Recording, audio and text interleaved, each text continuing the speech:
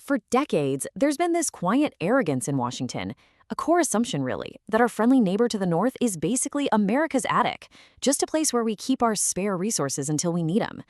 Well, let's dive into how that assumption just blew up in everyone's face. Right here. This was the gamble. This was the thinking that led to what might just be one of the most catastrophic economic decisions in modern American history. The belief was so simple. America holds all the cards. If push came to shove, Canada would just fold. Well, we just found out what happens when you push way too hard. The speed of this escalation is just stunning. Imagine this. A new tariff gets slapped on everything on a Friday. By Sunday, the border is effectively sealed for the most critical goods.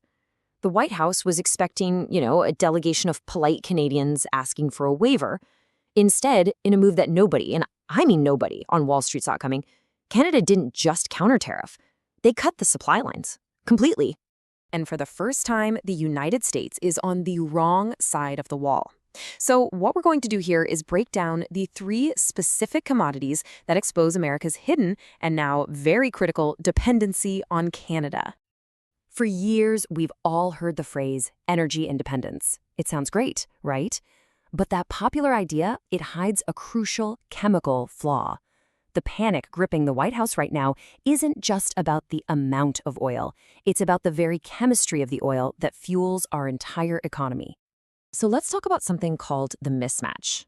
Think of those massive refineries down on the Gulf Coast as these incredibly complex digestive systems.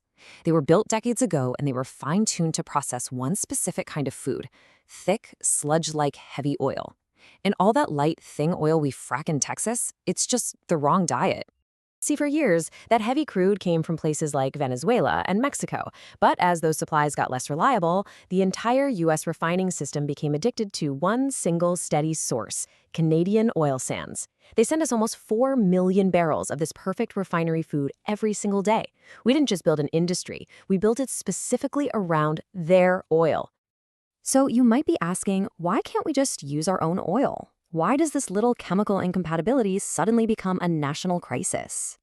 Because if you force a Gulf Coast refinery to run on that wrong type of oil, its production capacity just tanks. It can crash down to 60%. The machinery literally malfunctions, and it can't produce enough of the diesel and jet fuel the country actually runs on.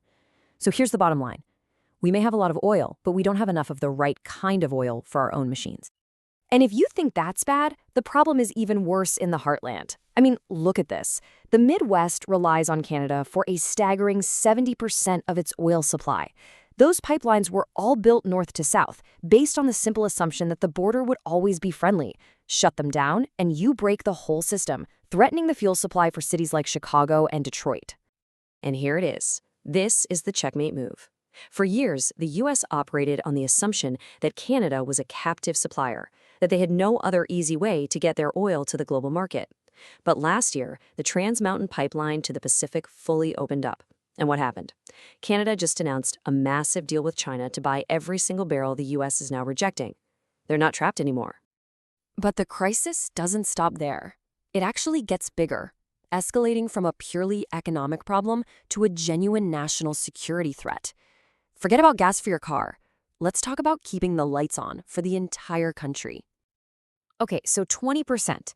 20% of all electricity in the United States comes from nuclear power.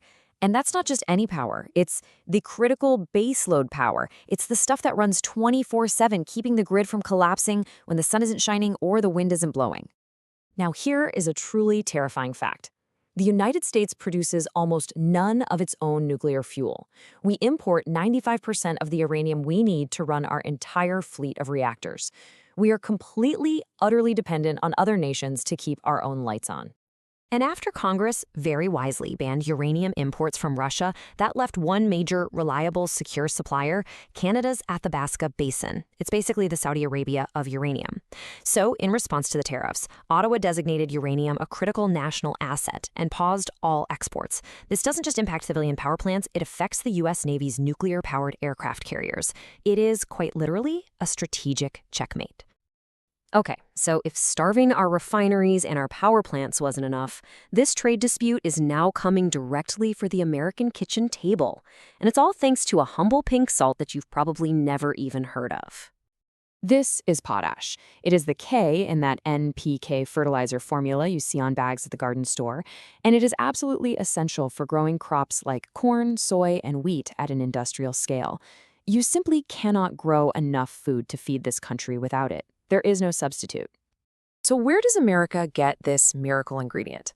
An incredible 85%, let that sink in, 85% of all the potash used by American farmers is imported from one place, the province of Saskatchewan, Canada. There's no plan B, it's just total dependency. And the chain reaction here is swift, and it is devastating.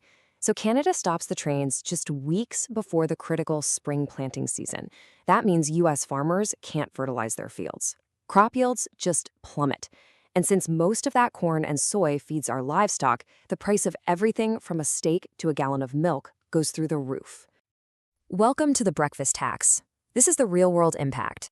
Analysts are already forecasting a $15 Big Mac by the summer. And the crushing irony in all of this? The tariffs were supposedly meant to protect American farmers.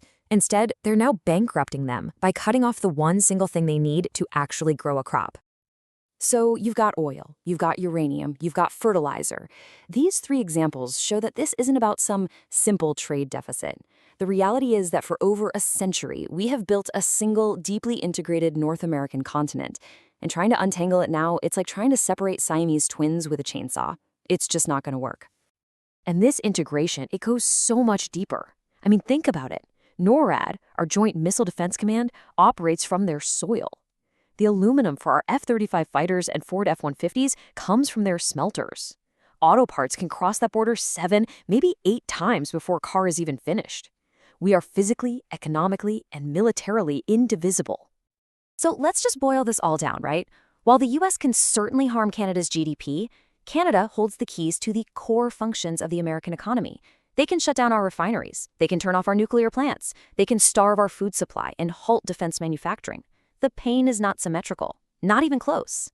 Which leaves us with this final question. The gamble, that whole "we don't need them" idea, was a bluff, and Canada called it. It forces all of us to reconsider what strength and independence really mean in this world. Because maybe, just maybe, true power doesn't come from denying our connections, but from intelligently managing them. Because on this continent, geography is destiny, and we're all stuck with each other.